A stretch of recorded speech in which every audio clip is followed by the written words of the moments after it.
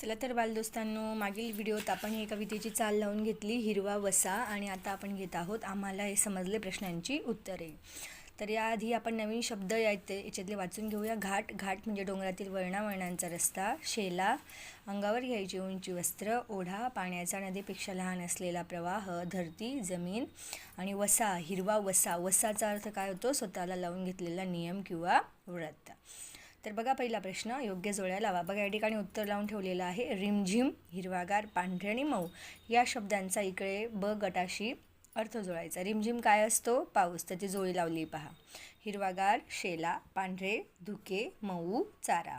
आणि आता पुढला प्रश्न क्रमांक 2. एका शब्दात उत्तरे लिहा. कवितेत वर्णन केलेला ऋतू कोणता आहे बालदोस्तांनो? रिमझिम पाऊस. पावसाळ्यामध्येच पाऊस पडतो, त्यामुळे कवितेत वर्णन केलेला ऋतू म्हणजे पावसाळा. सरसर वाहणारे झरे. थेंबांनी नटलेल्या झाडे आणि वेली. काल आपण कवितेचा व्हिडिओ बघितला.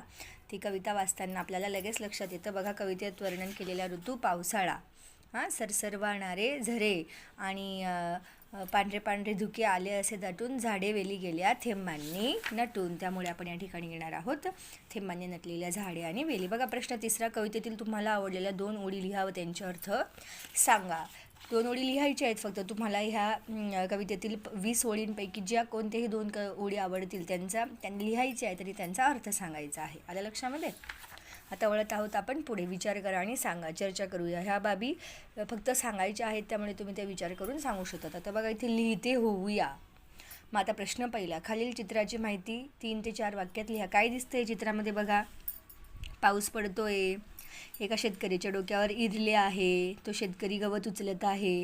हे की नाही? पावसाचं पाणी शेतात साचलेलं आहे. मग हे आपण 3-4 ओळींमध्ये लिहू शकतो. बघा बालदोस्तांनो, आपण काय लिहिलं? या चित्रात पाऊस पडत आहे. एक शेतकरी डोक्यावर इरले घेऊन काम करत आहे. शेतात पावसाचे पाणी साचले आहे. या गोष्टी आपण लिहू शकतो. बघा प्रश्न 2.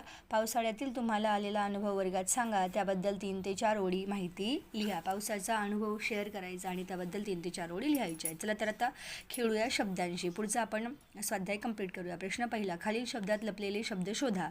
बघा पाऊस पाणीमध्ये लपलेले पाऊस, पाणी आणि ऊस हे त्यांनी लिहिलेत. मग रंगपंचमीमध्ये आपण काय लिहू शकतो? रंग बोला आणि पंचमी. बघा समोरच दिसत आहेत ते शब्द. रंगपंचमी. आधारवडमध्ये आधार, हे की नाही? धार आणि वड हे शब्द आपण या ठिकाणी लिहू शकतो बालदोस्तांनो. समानार्थी शब्द झाडाला समानार्थाची म्हणजे काय? की ज्यांचा अर्थ समान होतो. झाडाला आपण तरू, वृक्ष हे शब्द वापरतो, हे की नाही? पाणी म्हणजे जल, तोय हे शब्द वापरतो आपण. फुलाला सुमन हा शब्द असतो बालदोस्तांनो. सुमन आणि फुल समानार्थी शब्द. रस्ता म्हणजेच मार्ग. सारख्या अर्थाचे, की दोघांचा अर्थ एक होईल, त्याला समानार्थी म्हणतात. विविध स्वरचिन्हांचा वापर करून प्रत्येकी 2 शब्द तयार करा.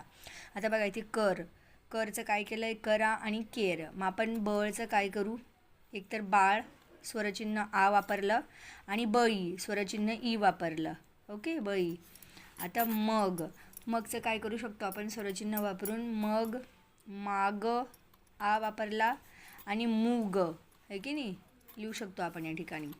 सरी. अजून सांगा बरं.